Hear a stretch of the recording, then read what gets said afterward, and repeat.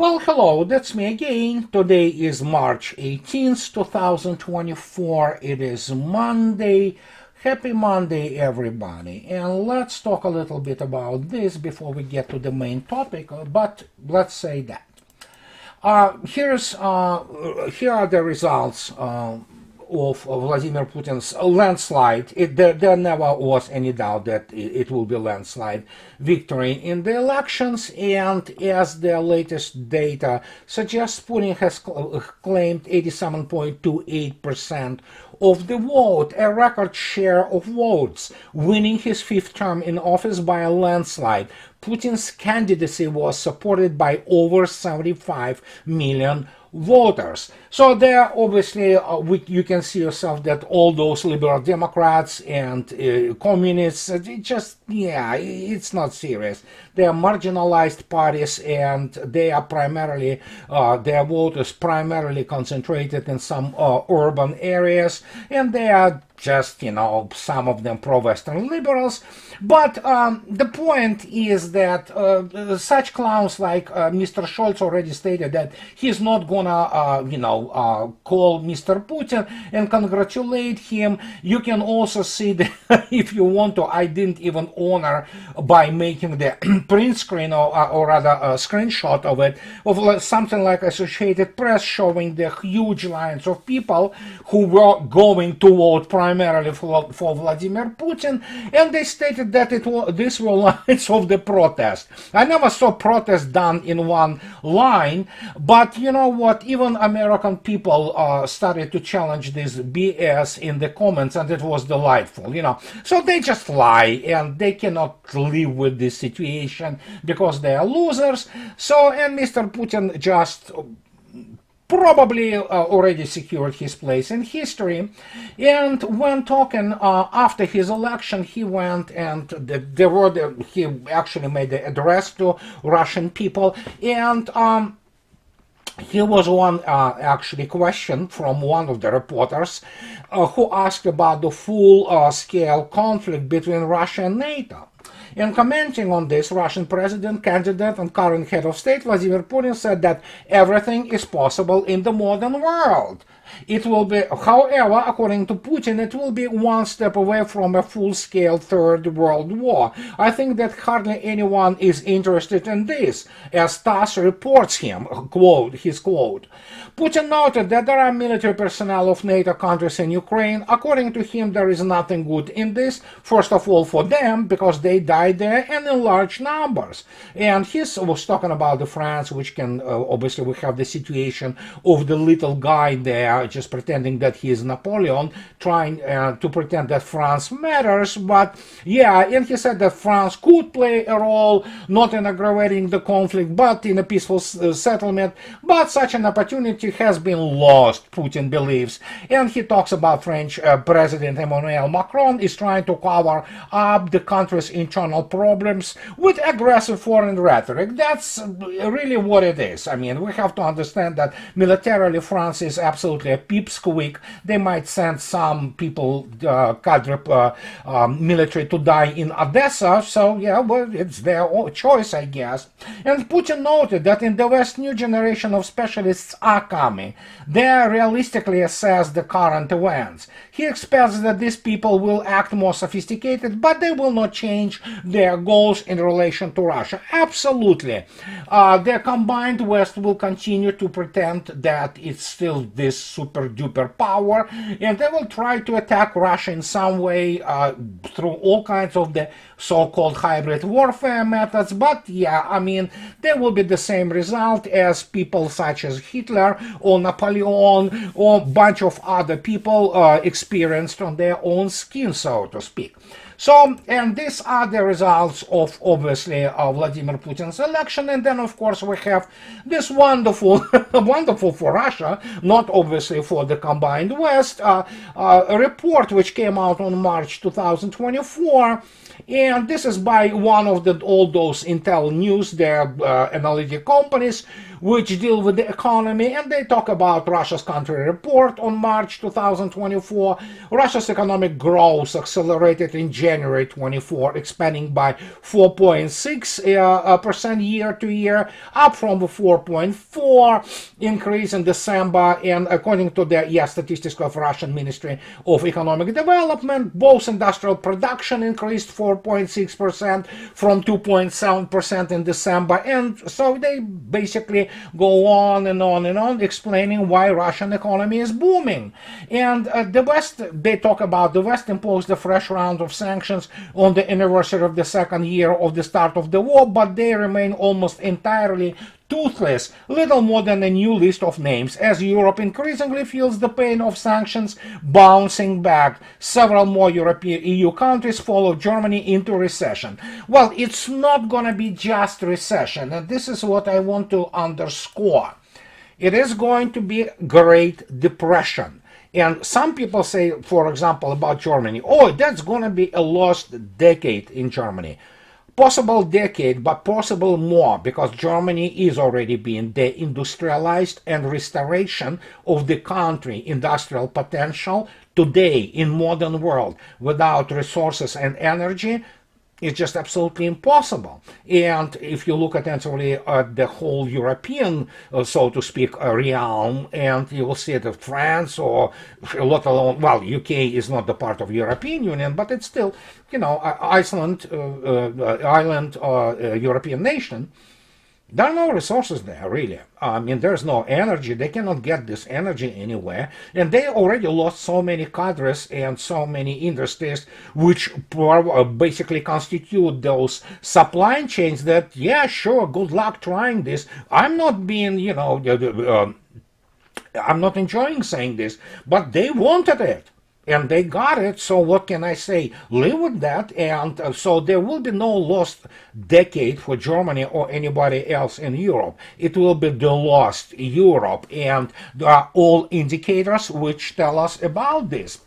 But if that hasn't been enough, and last video I was talking about the situation with the, well, essentially it's catastrophe in many respects with the issue of, for example, US Navy not having the new generation attack sub instead of the Virginias, which is still good subs, until, as they say, early 2040s, well, knowing how it works out usually with Pentagon, it's probably going to be mid 2040s, if not the end. So by the time this happens, as Russia already will have actually new generation of the submarines, and will be working on the next, the sixth generation. That makes it probably generation and a half of the United States lagging behind that.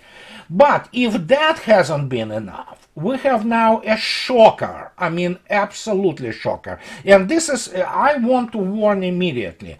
The guys who graduated from the School of Advanced Military Studies of the Top Gun Maverick, you have to leave now, because what is about to be discussed is going to be really, really bad for self-esteem, and there's going to be a lot of sour grapes. But what I'm about to discuss, it's actually very much fits the pattern, the dynamics of which I've been writing about since the start of my books.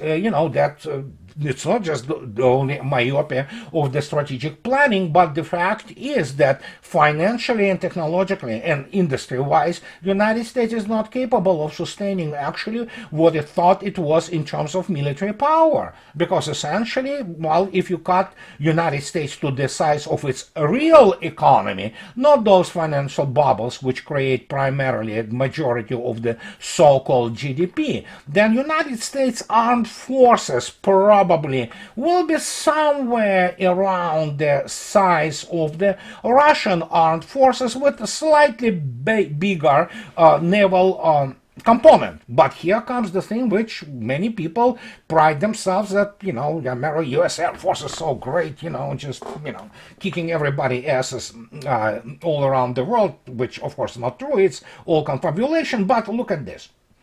So we have this. This is United States Government Accountability Office. The report, which have been ready for the September 2023, it was released very recently. It is obviously was released in the accessible version, which of course some secret classified things have been removed. And it is about F-35 aircraft. Some people may say now, like, oh, please, not this again, because we know it was a really lame duck, not a real combat aircraft. But just, hold on for a minute. DoD and the military services need to reassess the future sustainment strategy. That's the name of the report. And why it is. The reason for that is very simple. F-35 was supposed to be obviously America's, can do it all aircraft, combat aircraft, which was supposed to be super duper thingy, which can do all of it. Well, of course, we know that since 2006, 18 years now, it faces non-stop problems. And of course, those non-stop problems started after the more than 1,000 of these aircraft have been produced. They started to affect combat readiness. And let's take a look at what this Government Accountability Office gives us in terms of the combat readiness. We will start with the more recent aircraft. If you take a look at this is the table. It's page 90, which tells us about what is the rate of the full mission capable and mission capable of the aircraft F-35s of all types, which have been produced from 2012 through 2023. So generally speaking, we're talking about very new aircraft. Look at this. And what is full mission capable rate? Full mission capable rate is when aircraft can perform all missions, all tasks which are basically assigned to it. Be them, and of course we know that modern aircraft, they are multi-purpose aircraft. They can attack, land attack, surface targets. They can do dogfighting, they do air-to-air, what have you. So bunch of things, including scouting, by the way. And of course mission capable rate is the aircraft which are capable to perform only at least one task for whatever they have been designed and built. So as you can see yourself, full mission capable rate, that is when your Air Force really performs, when they can fly and do all those things. For them, it's just absolutely. For the whole fleet, you have only 31.79% readiness of the whole fleet, of the all F-35s of all models, all makes. It's stunning. Almost 70% of U.S. fleet of those aircraft which have been produced between 2012 and 2023 are not full mission capable. Well, guess what? Even in mission capable, which they can perform at least one task, it's not impressive. And then, of course, if you look attentively at, for example, F-35B and F-35C models, the situation is simply dire in there. So that means F-35 really cannot fly its mission, so it cannot perform as the full-blown, military unit, full-blown military entity, so to speak. Now, but if that hasn't been enough, of course we have this thing. These are aircraft which have been produced between 2008 and 2011. And you know what? I cannot emphasize enough. This is just absolutely shocking. You literally have no force there flying. They literally cannot fly.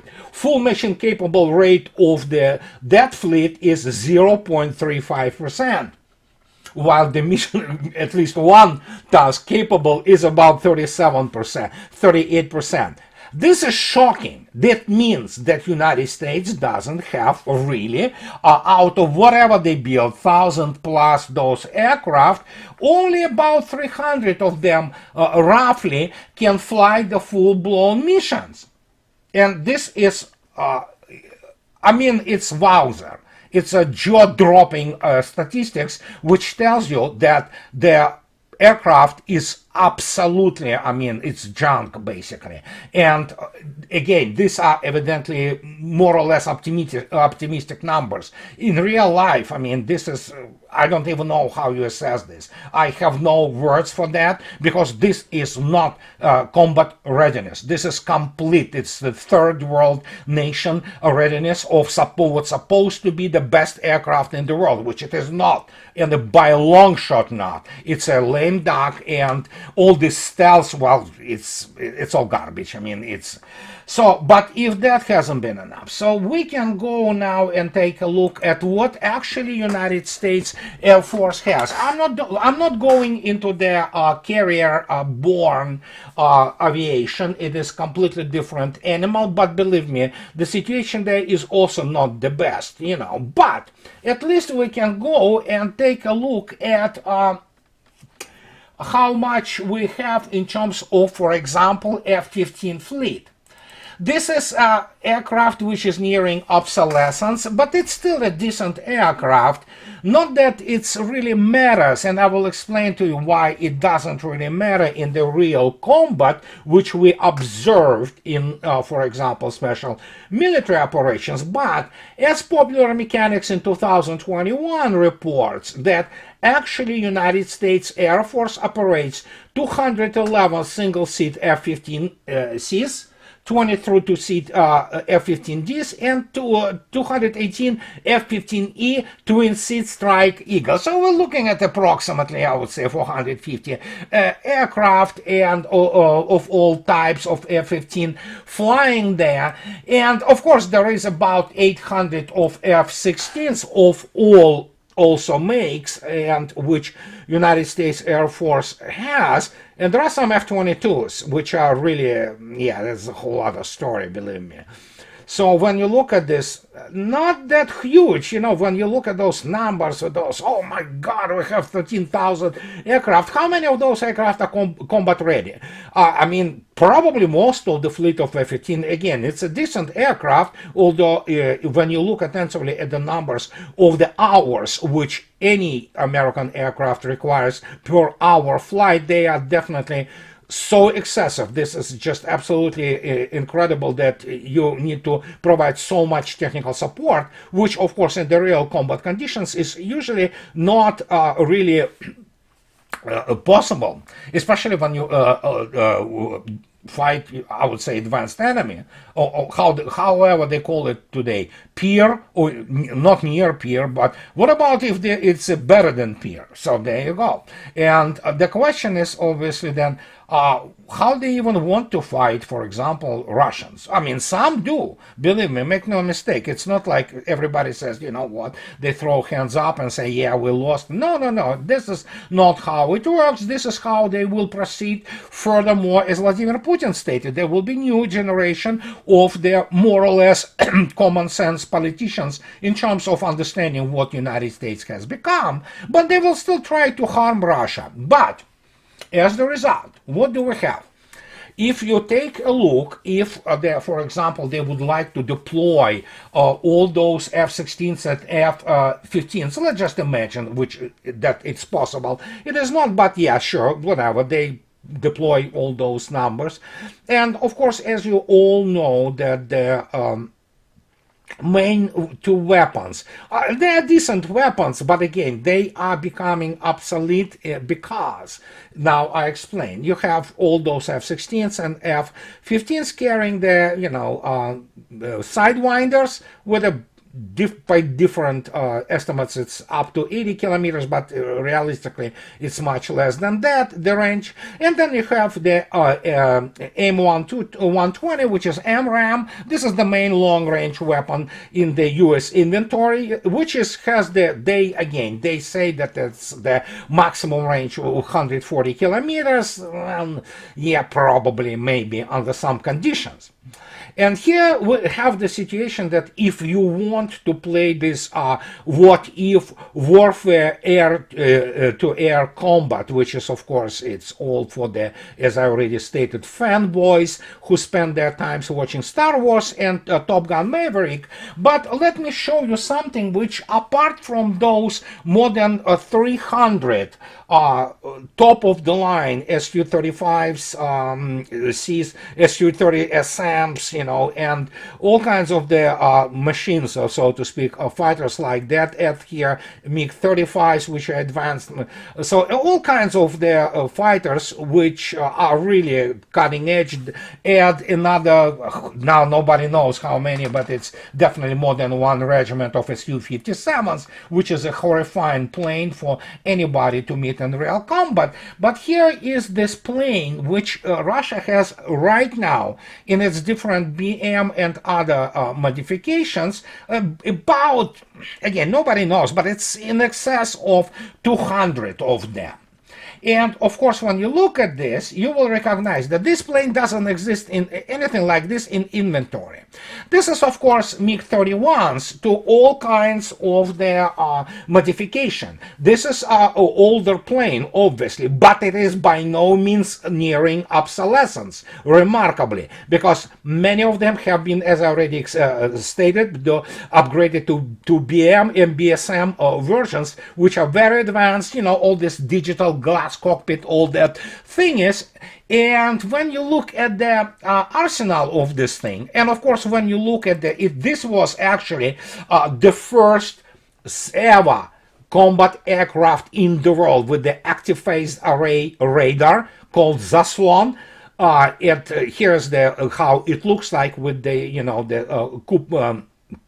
nose cone removed. And when you look attentively at the arsenal of this thing, and I'm not talking about R-77, which are called Amramsky, supposedly that because they similar in performance to AIM-120 AMRAAM, we have this thingy. And this is where it all becomes very interesting, because what you are looking at is R-37. And the R-37, don't look at children who play under the aircraft of their daddy, but this is MiG-31 BM, and it carries anywhere between 4 to, if they need to stick number of those missiles.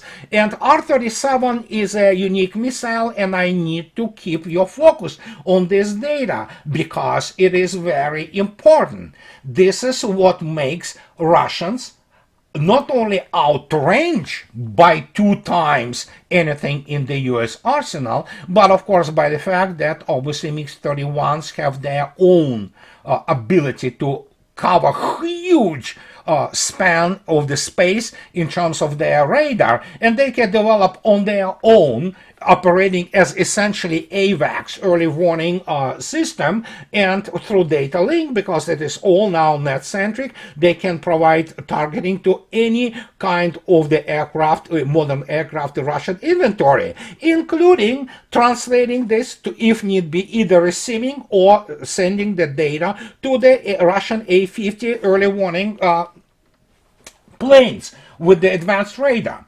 And when you look attentively at the data on R-37, this is what actually last year was stated in March, that a new Russian missile has shown unique accuracy as part of the special military operation. The new R-37M missile showed the highest probability of hitting targets within the framework of a special military operation. The R-37M missile has demonstrated the greatest effectiveness within the framework of this special military operation. During the use of the missile, the probability of hitting targets close to 1 was recorded. That is, 1 missile is enough for 1 Ukrainian military aircraft. It is also enough for any NATO aircraft. And then we get into the officially released, which is, of course, Russians never say they usually play down their capabilities. But even when you look at those capabilities which are officially released, The maximum launch range of R-37M, according to open data, is 300 kilometers. That means more than 2 times longer than the longest missile at U.S. Air Force, or for that matter, Navy arsenal. The altitude of hitting targets is from 30 meters to 25 kilometers. The maximum speed of the missiles is six times the speed of sound. That is, in fact, the missile is hypersonic. And now it has been in active use, combat use in Ukraine since actually 2022. And as you know, the fate of the Air Force of the Ukraine is really sad. It has been shut down in industrial numbers, and no number of the aircraft also collected or assembled from all kinds of the former Warsaw Pact countries did any good. They're just being, detected, tracked, and then, some Su-35 or MiG-31 BM or BSM flies in and from safe distance shoots it down. Never fight, fair. You have to, leverage your technological advantage. And this is what happens. United States doesn't have answer for this. This is what explains everything about the reluctance of sending F-16s, because, you know what? So, yeah, it makes no difference. It makes no difference if it is F-22, F-35, which cannot really fly, and it's sluggish. It cannot really achieve the properly sustained supersonic flight. So you look at those things, it's like, yeah, sure, it's we're literally talking about, again, the generational lagging behind what is emerging in terms of the combat aviation through special military operation. And believe me, I'm not a pilot, but I'm not an idiot not to understand how the weapons are integrated in the platforms and how platforms interact between each other. And this is what we observe. And this is, of course, a huge butthurt. And that is why they are very reluctant to send F-16s. If this hasn't been enough to see the blown up, those Patriots PAC-3, Abrams burning, all those, Paladins being destroyed and other NATO equipment being blown up to smithereens. Now, do you need F-16s being shut down and being unable to perform anything? Well, they may perform, actually. They will be loaded, or so to speak. They will have couple or three of the Storm Shadow stuck under the wings or under the fuselage, and they will launch it, maybe. So, but then again, you have to keep in mind that they have to reach what is called the line of launch, рубеж пуска. Yeah, it's very difficult with what Russia has now as her air forces and the weapons it boasts and uses them to an astounding effectiveness.